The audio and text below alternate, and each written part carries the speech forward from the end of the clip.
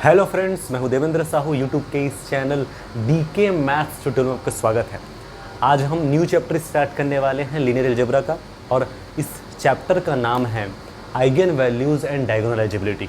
यानी कि बहुत ही इंपॉर्टेंट चैप्टर है ऑब्वियसली लीनियर अलजेब्रा का। यहाँ से है ना, जो कंपटीशन एग्ज़ाम है, चाहे वो नेट एग्ज़ाम हो, सेट हो, ठीक है, IIT JEM हो, या कोई भी जो कंपटीशन एग्ज़ाम होते हैं उसमें बिल्कुल यहाँ से क्वेश्चंस आते हैं। इसीलिए आपको अच्छे से देखना चाहिए, ठीक है। इवन आप BSc के स्टूडेंट्स होंगे तो भी ये बहुत ही यूज़फुल होने वाला है, ठीक है।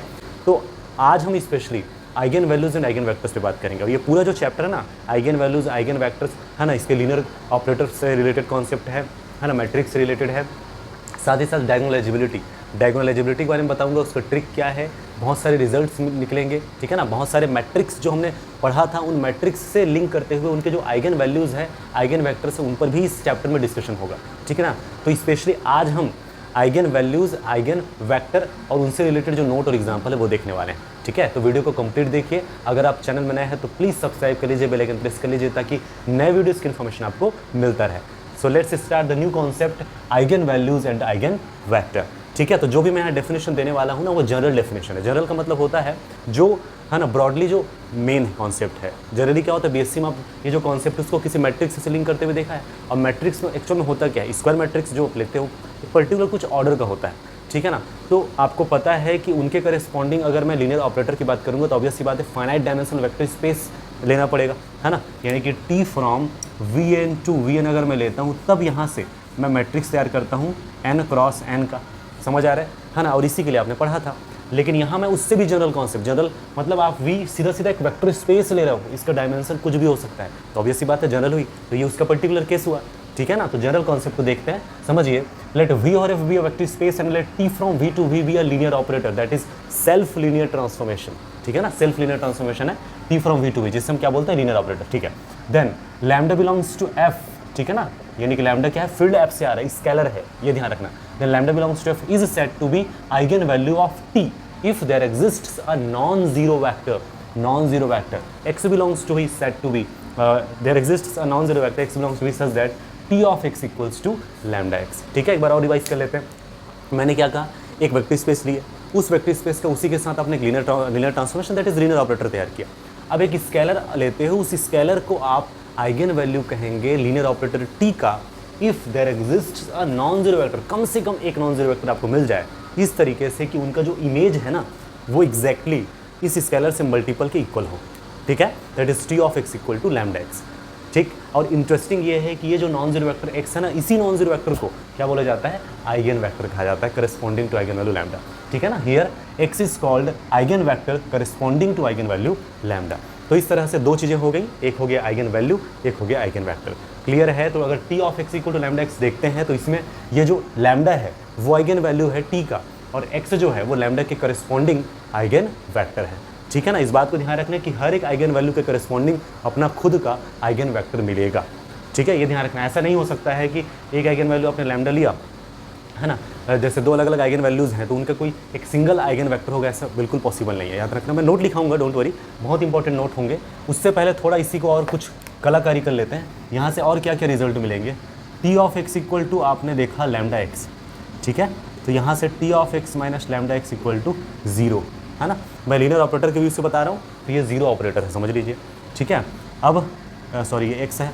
अब मैं क्या किया यहाँ से T ऑफ, है ना, देख लीजिए, मैं अगर मैं इसको लिखना चाहूँ x को एज अ कॉमन में, है ना, ये निकाल लो, ऐसा भी तो लिख सकता हूँ, कोई दिक्कत नहीं इसमें, ठीक है ना। अब इसका मीनिंग क्या हो रहा है भाई, T एक लीनियर ऑपरेटर है, I एक आइडेंटिटी ऑपरेटर है, x अगर इसमें मल्टीप्लाई होता है तो यही तो मिलेगा, परफेक्ट। तो T है ना linear operator, I linear operator, lambda इसमें मल्टीप्लाई करे तो भी लीनियर ऑपरेटर, तो ये T माइनस लैम्डा है, फिर से लीनियर ऑपरेटर। तो इस लीनियर ऑपरेटर का जो है ना x के साथ मल्टीप्लिकेशन का मतलब यहाँ पर ऐसा है कि इनका जो x का जो T माइनस लैम्डा इमेज है वो क्या आ रहा है, जीरो वेक्टर। तो आप डेफिनेशन में इसको देखो चाहे इसको देखो चाहे इसको, बिल्कुल सेम बात है। तो जब लीनियर ऑपरेटर की बात करते हैं तो एक मैपिंग होता है ना, तो मैपिंग के भी इसमें मैंने कॉन्सेप्ट लिया। अब थोड़ा सा कॉन्सेप्ट को रेस्ट्रिक्ट कर रहे हैं। जनरली हम रेस्ट्रिक्शन पे ही बात करेंगे जब मैट्रिक्स की बात होती है ना। समझ लेते हैं कि वेक्टर स्पेस की डायमेंशन क्या है, फाइनाइट है, ठीक है। यानी कि है ना, मैंने लिया n डायमेंशन वेक्टर स्पेस अभी T from Vn to Vn। Obviously यहाँ से अगर मैट्रिक्स रिप्रेजेंटेशन करेंगे तो वो n क्रॉस n मैट्रिक्स होगा, स्क्वायर मैट्रिक्स मिलेगा, परफेक्ट है ना। चाहूँ तो इसको ऐसे लिख सकता हूँ, फील्ड हमारा F है ना, ठीक है। अब मैं इस ए के लिए बात करना चाहूँगा तो कुछ नहीं, जो कॉन्सेप्ट आपने इसके लिए देखा एग्जैक्टली इसके लिए अप्लाई हो जाएगा। तो ए इंटू ए, अब ए तो कोई फंक्शन है नहीं कि इमेज होगा, सीधा सीधा A into X equal to lambda into X, ठीक है ना। तो same A minus lambda into X equal to 0। अब यहाँ पे आई आइडेंटिटी मैट्रिक्स है और 0 क्या है, 0 मैट्रिक्स है या नल मैट्रिक्स है। चीज़ें क्लियर हुई, लेकिन ध्यान रखना जब वी को फाइनाइट डायमेंशन वेक्टर स्पेस लेते हो तब आप मैट्रिक्स के फॉर्म में ले सकते हो और फिर उसी कॉन्सेप्ट को इसमें भी आप देख सकते हैं। क्लियर हो रहा है, तो दोनों को इस तरह से लिंक किया जा सकता है, बट स्पेशल केस में जो भी एक फाइनाइट डायमेंशन वेक्टर स्पेस हो। तो मैं फिलहाल जनरल केस का नोट लिखा रहा हूँ, उसके बाद फिर एग्जांपल्स देखेंगे। बहुत इंपॉर्टेंट नोट है, इनको आपको अच्छे से ऑब्जर्व करना है और अच्छे से नोट भी करना है, ठीक है ना। क्योंकि जनरली यही होता है कि हम डेफिनेशन देखते हैं, एग्जाम्पल देखते हैं, खत्म कहानी, लेकिन उसके अंदर क्या क्या चीज़ है, क्या रेस्ट्रिक्शन है, क्या है ना उसमें होती हैं, ये चीज़ें भी जानना बहुत ज़रूरी होती है, ठीक है ना। तो अच्छे से फोकस करना, यहाँ हर एक इंपॉर्टेंट इन्फॉर्मेशन लिखा गया है आइगन वैल्यू और आइगन वेक्टर से रिलेटेड। फर्स्ट देखिए, 0 vector can never be eigen vector, पहली बात, ठीक है ना। आप डेफिनेशन में जा करके देखिए, उसमें डेफिनेशन में जब आइगन वैल्यू बताते हो तो उनके करस्पॉन्डिंग क्या चाहिए होता है, नॉन जीरो वेक्टर। डेफिनेशन में ही कंट्रोडिक्शन पैदा कर रहा है 0 वेक्टर को, ठीक है। तो इस बात को विशेष ध्यान रखना कि 0 वेक्टर को कभी भी आइगन वेक्टर के रूप में नहीं लिया जाता है, ओके। तो 0 vector can never be eigenvector, इतना क्लियर हो गया, of any linear operator corresponding to any eigenvalue, okay. But 0 scalar that is lambda equal to 0 can be eigenvalue of T, बिल्कुल possible है, ठीक है ना। तो याद रखना स्केलर में ऐसा कोई रेस्ट्रिक्शन नहीं है, तो लैम्डा इक्वल्स टू 0 बिल्कुल पॉसिबल है कि एक आइगन वेक्टर एक आइगन वैल्यू हो सकता है।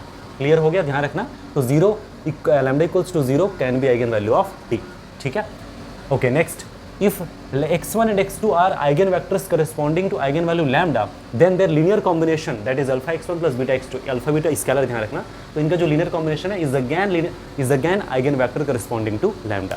बहुत ही इंपॉर्टेंट इन्फॉर्मेशन है, कई लोग इन दोनों को लिंक करने की कोशिश करते हैं और फिर गड़बड़ हो जाता है, ना इधर के ना उधर के। अच्छे से समझो इसको ना, दोनों को डिस्टिंक्ट करना सीखिए।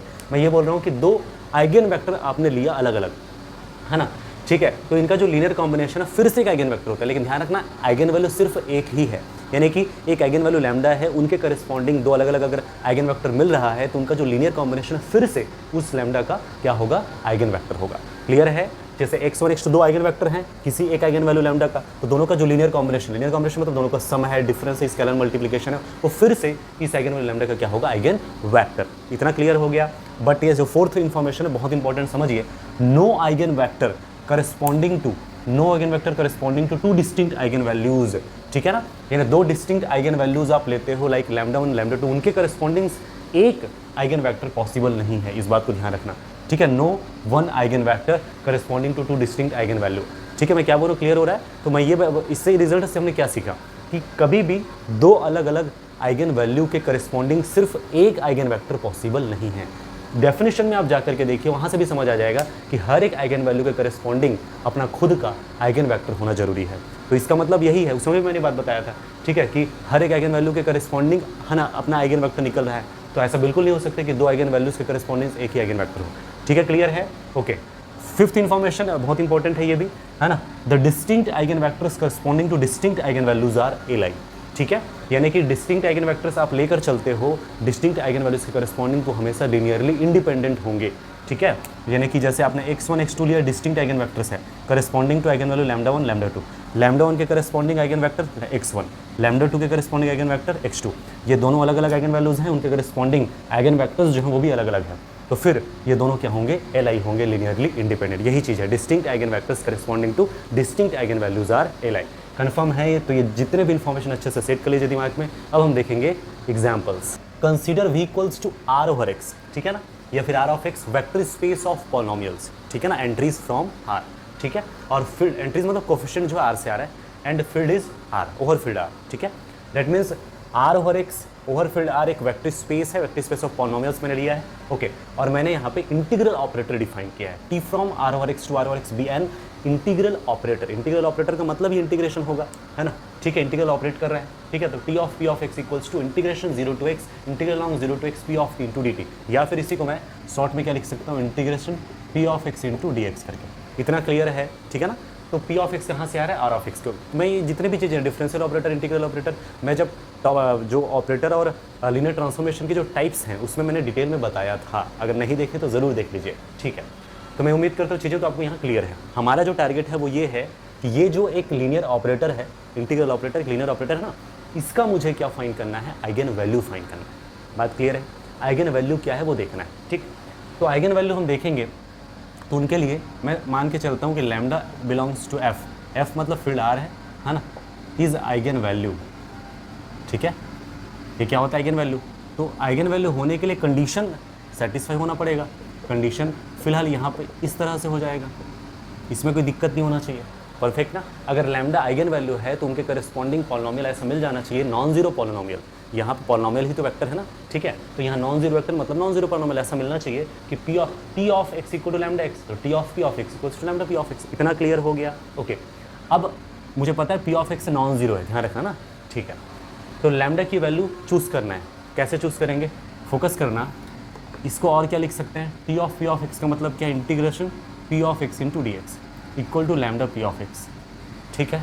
अब बताइए यहाँ पे ये दोनों इक्वल होना चाहिए और लैम्डा की वैल्यू उस सिचुएशन में क्या होगी, है ना। लैम्डा की वैल्यू एक बार जीरो रख करके देखिए तो इंटीग्रेशन तो कभी जीरो होता ही नहीं, है ना। हम क्या करेंगे, पी ऑफ एक्स की वैल्यू कांस्टेंट हो सकता है ना, 1 डिग्री का हो सकता है, 2 डिग्री का हो सकता है, 3 डिग्री का हो सकता है, ऐसा रख करके देखते हैं, वहाँ से आपको आइडिया मिल जाएगा।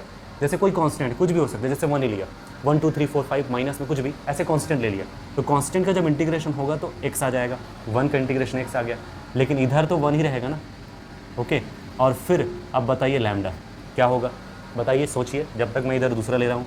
T of x, P of x कोई पॉलिनोमियल x डिग्री का 1 + x है ना, 1 - x ऐसे भी ले सकते हो आप, तो इनका हो जाएगा x²/2, ठीक है, लैम्डा इंटू एक्स। इसी में वैल्यू पुट करता जा रहा हूँ, तो एक सिचुएशन ये बना, एक सिचुएशन ये बना।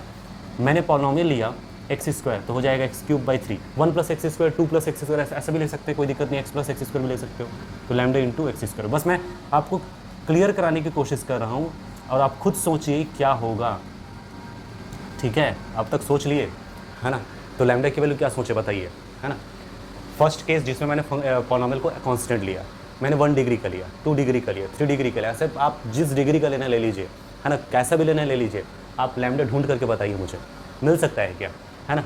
लैम्डा x होगा तब प्रोडक्ट होकर के x आएगा, लैम्डा यहाँ x/2 होगा तब ये आएगा, यहाँ x²/2 होगा, 3 होगा तब ये आएगा, x/4 होगा तब ये आएगा। तो कहने का मतलब ये है कि लैम्डा को पॉलिनोमियल होना पड़ेगा, लैम्डा को जो है फंक्शन के रूप में होना पड़ेगा या फिर x के फॉर्म में होना पड़ेगा।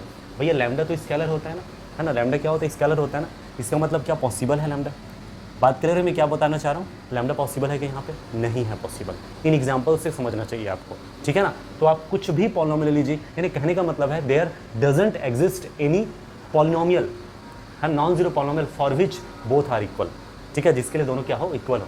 और यहाँ इसीलिए, है ना, क्योंकि लैम्डा ही नहीं मिल पाएगा आपको, ठीक है। तो आप जैसे भी समझ सकते हो, तो नॉन जीरो पॉलिनोमियल के करस्पॉन्डिंग कभी दोनों इक्वल नहीं हो सकता है, इसका मतलब, है ना, लैम्डा के करस्पॉन्डिंग नॉन जीरो पॉलिनोमियल ही नहीं मिलेगा, तो लैम्डा आइगन वैल्यू कैसा, समझ आ रही बात। तो इसका मतलब ये हुआ कि यहाँ पे आइगन वैल्यू ही एग्जिस्ट नहीं करता है। बात क्लियर हुई। तो बहुत ही खतरनाक एग्जांपल हुआ फर्स्ट, कि एक इंटीग्रल ऑपरेटर, है ना, doesn't have any eigenvalue, ठीक है। तो ये स्ट्रेट फॉरवर्ड अगर कहीं क्वेश्चन मिले आपको तो बना सकते हो आप, है ना, कि जब भी इंटीग्रल ऑपरेटर होगा तो उस सिचुएशन में कभी भी आइगन वैल्यू नहीं रखेगा, ठीक है।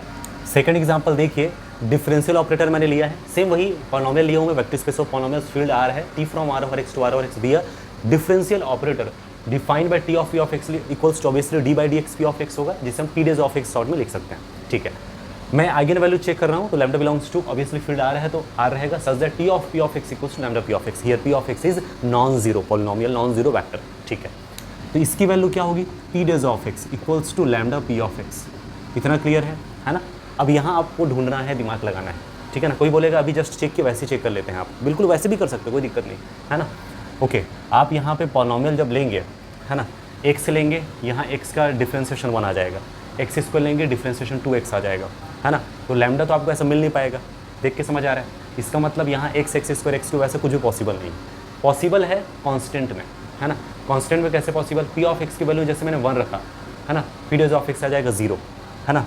तो p डेज ऑफ x की वैल्यू 0 आ गया, लैम्डा इंटू 1, तो लैम्डा को क्या रखना पड़ेगा, 0 रखना पड़ेगा, ठीक है। आपने p ऑफ x जब 2 रखा, -2 रखा, ठीक है ना। अब इनकी डिफ्रेंसिएशन 0, तो लैम्डा मस्ट भी 0।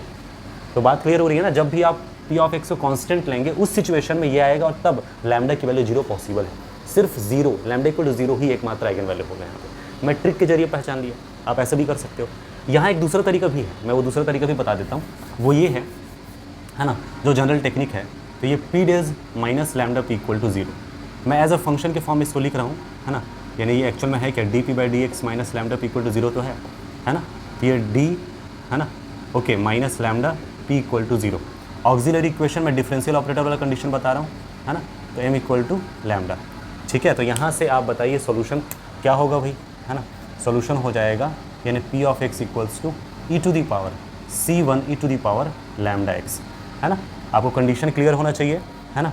अगर आपका डिफरेंशियल सिचुएशन इस तरह से रहता है ना, अलग अलग जैसे है, एम इक्वल टू जैसे अल्फ़ा बीटा अलग अलग कंडीशन आता है, यहाँ से ऑक्सिलरी इक्वेशन से अगर अलग अलग कंडीशन आता है तो आपकी सॉल्यूशन क्या होती है, जो भी जैसे वाई अगर है तो वाई इक्वल टू, है ना, C1 e to the power alpha x plus C2 e to the power beta. जब हम डिफरेंशियल ऑपरेटर शुरू करेंगे ना, मतलब OD स्टार्ट करेंगे तो, है ना, स्टार्टिंग में ही आपको ये क्लियर हो जाएगा, बताएंगे हम वहाँ, है ना। ओके, जब हम m equal to alpha alpha लेते हैं, मतलब जो ऑक्सिलरी इक्वेशन में m की वैल्यू सेम आ रही है, उस सिचुएशन में y equal to C1 plus C2 x e to the power alpha x होता है। और जब m की वैल्यू, है ना, alpha plus minus i beta के फॉर्म में आ रहा है तो y equal to e to the power alpha x into C1, है ना, कॉस अल्फ़ा एक्स प्लस, ठीक है, C2 साइन, है ना, सॉरी अल्फ़ा नहीं, beta x sign beta x, इस फॉर्मेट में होता है। ठीक है, तो फिलहाल ये सब माइंड में रखिए, मैं, है ना, एक वीडियो लेक्चर में इसके बारे में बताया भी था। ठीक है ना, तो फिलहाल यहाँ पे सिचुएशन पहला वाला है ना, m इक्वल टू सिर्फ अल्फ़ा है, तो यहाँ अल्फ़ा की जगह में है लैम्डा। ठीक है, तो p of x equals to हो जाएगा c to the power lambda x. इतना क्लियर हुआ, ओके। और c कहाँ से आता है, पूरे फील्ड r से। ठीक है, p ऑफ x किस फॉर्म में है, एक्सपोनेंशियल के फॉर्म में। भैया p ऑफ x है क्या, पॉलिनोमियल है ना, तो कैसे एक्सपोनेंशियल आ जाएगा, तो एक्सपोनेंशियल को हटाना पड़ेगा। कब हटेगा, जब लैम्डा की वैल्यू क्या होगी, 0 होगी। ठीक, तो लैम्डा की वैल्यू जब 0 होगी तो p of x equal to c, जो कि ऑब्वियसली बात है, इन जनरल पॉलिनोमियल को रिप्रेजेंट कर रहा है ना, कांस्टेंट को रिप्रेजेंट कर रहा है, c बिलोंग्स टू r, कुछ भी आप रैशनल रिलेशन कुछ भी नंबर ले लीजिए। यही बात तो मैं यहाँ भी बता रहा था कि आप कांस्टेंट ले सकते हो, कोई दिक्कत नहीं है, और लैम्डा मस्ट भी क्या होगा, 0 होगा। बात क्लियर है। इसका मतलब ये है कि lambda equals to 0 is the only eigenvector, eigenvalue sorry, है ना, करस्पॉन्डिंग टू, है ना, this eigen this linear operator, differential operator. तो differential operator has only eigenvalue lambda equal to 0, इतना क्लियर है। और इनके करस्पॉन्डिंग आइगन वेक्टर की अगर बात करेंगे तो वो होगा कांस्टेंट पॉलिनोमियल, है ना, non zero constant polynomial. Obviously यहाँ पे, है ना, जो c है वो नॉट इक्वल टू 0 होगा। ओके, तो नॉन जीरो कांस्टेंट जो होंगे वो होंगे, है ना, इनके आइगन वेक्टर, और लैम्डा इक्वल टू 0 होगा एग्जैक्टली 1 आइगन वैल्यू किनका, डिफरेंशियल ऑपरेटर। थर्ड एग्जांपल देखिए, consider v equals to f such that f from r to r is continuously differentiable. ठीक है ना, is continuously differentiable where field f equals to q, है ना, rational field मैंने लिया है। अच्छे से ऑब्जर्व कीजिए, ये वेक्टर स्पेस ऑफ फंक्शंस ही तो है। ठीक है ना, और फंक्शन को मैं किस तरह से डिफाइन किया हूँ, कंटिन्यूअसली डिफरेंशिएबल फंक्शन।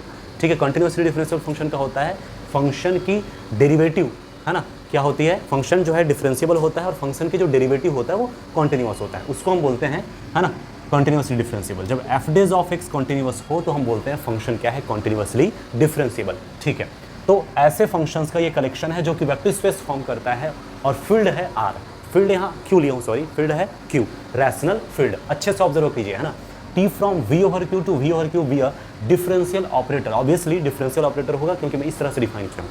ठीक है, okay, defined by T of F of x equals to F dash of x, lambda belongs to Q, है ना, जो भी स्केलर होता है वो फील्ड से आता है, फील्ड हमारा रैशनल है, क्यू है, ध्यान रखिए। ठीक है, इसका मतलब लैम्डा की जो चॉइस है वो काउंटेबली इनफाइनाइट है ना, ये बात ध्यान रखना। ठीक है, such that T of F of x equals to lambda F of x, है ना, कंडीशन देख रहे हैं ना, ये नॉन जीरो फंक्शन लेंगे, ऑब्वियस सी बात है, और ये कंडीशन होल्ड होना चाहिए। तो देखिए, है ना, कौन कौन से ऐसे नॉन जीरो फंक्शन होंगे जिनके लिए, है ना, लैम्डा यहाँ मिलेगा, तो जो जो लैम्डा मिलता जाएगा वही क्या होगा, आइगन वैल्यू। ठीक है, अब यहाँ चूंकि मैं बताया कि यहाँ पे कोई पर्टिकुलर, है ना, जो है आप फंक्शन लेकर के नहीं देख सकते। पॉलिनोमियल में क्या था कि पॉलिनोमियल के बारे में पता है कि बिल्कुल 1 कांस्टेंट होगा या 1 डिग्री का होगा, 2 डिग्री का, 3 डिग्री का, तो कॉन्टिन्यूअसली डिफरेंशियल फंक्शन है। यहाँ पॉलिनोमियल भी इंक्लूड है ना, साइन इंक्लूड है, कॉस इंक्लूड है, टेन इनवर्स इंक्लूड है। ठीक है, इनके जो जितने भी कॉम्बिनेशंस हैं वो इंक्लूड है। ठीक है, एक्सपोनेंशियल फंक्शन इंक्लूड है। ठीक है, इसीलिए हम रैंडमली एग्जाम्पल नहीं ले सकते, तो हमें डायरेक्ट कॉन्सेप्ट में जाना पड़ेगा, है ना। तो T of F of x equals to lambda F of x. ठीक है, तो ये होगा F dash of X equal to lambda F of X. अभी जस्ट इससे पहले भी मैंने चेक करके बताया था ना, है ना, वही चीज़ मैं कह रहा हूँ। तो F dash of X minus lambda F of X equal to 0, इसको मैं लिख सकता हूँ D minus lambda F of X equal to 0। तो यहाँ से है ना, अगर ऑक्सिलरी इक्वेशन की बात करूँ तो डी को हम एम ले लेते हैं, है ना, जो कि डी बाई डी एक्स उसको, ठीक है। तो यहाँ से एम इक्वल टू क्या आया, लैम्डा। तो फाइनली अगर हम देखें तो यहाँ पे सॉल्यूशन जो मिलेगा एफ ऑफ एक्स वो क्या मिलेगा, है ना, C e to the power lambda X करके। और सी फील्ड से आता है, फील्ड हमारा क्यू है, ध्यान रखिए फील्ड हमारा क्यू है। ओके, लैम्डा की चॉइस भी कहाँ से होती है, क्यू से, है ना। Okay, lambda belongs to Q है। ओके, अच्छा, तो ये हमारा नॉन जीरो फंक्शन है ना, तो याद रखना C not equal to zero होगा ऑब्वियसली। तो एफ ऑफ एक्स को नॉन जीरो फंक्शन के रूप में लेना है, तो C not equal to zero होना चाहिए। बाकी जितने सभी केसेस में F of X equal to C to the power lambda X, lambda की चॉइस पूरे क्यू से है, चाहे जीरो हो चाहे माइनस प्लस कुछ भी, ठीक है ना, कोई दिक्कत नहीं है। ये तो कॉन्टिन्यूसली डिफरेंशिएबल होता है ना, यानी कि फंक्शन है ना जो वी में लाई करेगा ऑब्वियसली एग्जिस्ट करेगा। इसका मतलब ये पूरे के पूरे फंक्शंस हो जाएंगे। लैम्डा की चॉइस भी पूरे क्यू से हो रही है, इसका मतलब क्या हुआ, there are countably infinite eigen values of given differential operator. Clear है, तो इस बात को ध्यान रखना। आपको कोई पूछे कि भैया बताओ countably infinite eigen vector eigen values, है ना, ठीक है, उनके लिए एग्जांपल दीजिए लीनियर ऑपरेटर का। तो ये लीनियर ऑपरेटर है जिसके पास काउंटेबली इनफाइनाइट आइगन वैल्यूज होता है, करेस्पॉन्डिंग टू, है ना, नॉन जीरो आइगन वेक्टर जो कि फंक्शन है, ठीक है, एक्सपोनेंशियल के फॉर्म में। क्लियर है, इसी में थोड़ा मॉडिफाई कर रहा हूँ और एक एग्जाम्पल और बना रहा हूँ, ठीक है। तो consider V equals to this, है ना, फील्ड एफ इक्वल टू मैंने ले लिया आर, सेम है बाकी सेम, है ना, कंडीशन में कोई दिक्कत नहीं। Vector space of continuously differential functions है, over field F equals to R, ठीक है। तो V over R to V over R, है ना, be a differential operator defined by T of F of X equal to F dash of x, lambda belongs to Q such that T of F of x equals to lambda F of X. बिल्कुल same condition चलेगा, बस यहाँ पे सी not equal to zero belongs to R होगा और lambda की जो choice है वो भी आर होगी। तो क्या हो गया भैया, अनकाउंटेबली, ठीक है। इसका मतलब ये हुआ कि there are uncountable eigen values, ठीक है। लैम्डा की चॉइस क्या है ना, अनकाउंटेबल है ना, फील्ड आर से आ रहा है ना, ठीक है। और ये सब के सब जो नॉन जीरो, है ना, जो होंगे उनके करेस्पॉन्डिंग जो C lambda C to the power lambda X जो एक्सपोनेंशियल फंक्शन है वही क्या होगा, eigenvector corresponding to eigenvalue lambda, ठीक है। तो there are uncountable eigen values, है ना, of eigenvector of linear operator T करके। क्लियर है, तो मैंने सभी टाइप के एग्जाम्पल्स दे दिए हैं। मैंने जो डिफरेंशियल ऑपरेटर जो पॉलिनोमियल पर दिया था, है ना, आप उसमें T from R N over X to R N over X यानी कि फाइनाइट डायमेंशन पे भी अगर लेकर देखेंगे तो भी लैम्डा इक्वल टू जीरो एकमात्र आइगन वैल्यू मिलेगा। तो मैं ये बता रहा हूँ कि इंटीग्रल ऑपरेटर में, है ना, जो आइगन वैल्यू होता ही एग्जिस्ट नहीं करता। डिफरेंशियल ऑपरेटर में अलग अलग वैरायटी का होता है। जब आप जो है वेक्टर स्पेस ऑफ पॉलिनोमियल्स ले रहे होते हो, R over X to R over X या फिर R N over X to R N over X, इस सिचुएशन में सिर्फ एक ही आइगन वैल्यू होती है और बाकी, है ना, हम देख सकते हैं एक सिचुएशन काउंटेबल इनफाइनाइट का है, एक सिचुएशन अनकाउंटेबल। तो मैं 4 अलग अलग वैरायटीज़ के एग्जांपल में दे दिया हूँ, ठीक है। तो इनको अच्छे से ऑब्जर्व कीजिए, क्लियर कीजिए। अब यहाँ से आप चाहें तो फाइनाइट डायमेंशन लेकर के मैट्रिक्स के फॉर्म में लिंक करके देख सकते हैं। तो जो नेक्स्ट वीडियो लेक्चर होगा उसमें मैं, है ना, ये चीज़ करने वाला हूँ, मैट्रिक्स से लिंक करूँगा और बहुत सारे रिजल्ट्स में बताऊँगा। कैरेक्टरिस्टिक पॉलिनोमियल, ठीक है ना, कैरेक्टरिस्टिक रूट, आइगन वैल्यू को कैरेक्टरिस्टिक रूट भी कहते हैं, तो किस वे से कहते हैं वो सारी चीज़ें मैं क्लियर करूँगा, ठीक है। तो मैं उम्मीद करता हूँ आज का जो वीडियो लेक्चर है क्लियर हुआ होगा। पसंद आया तो लाइक कीजिए, अपने फ्रेंड्स को शेयर जरूर कीजिए और अगर अभी तक चैनल को सब्सक्राइब नहीं किया तो प्लीज़ सब्सक्राइब कर लीजिए, बेल आइकन प्रेस कर लीजिए ताकि नए वीडियोज़ की इन्फॉर्मेशन आपको मिलता रहे। तो फिलहाल आज के लिए इतना ही। Thank you for watching this video.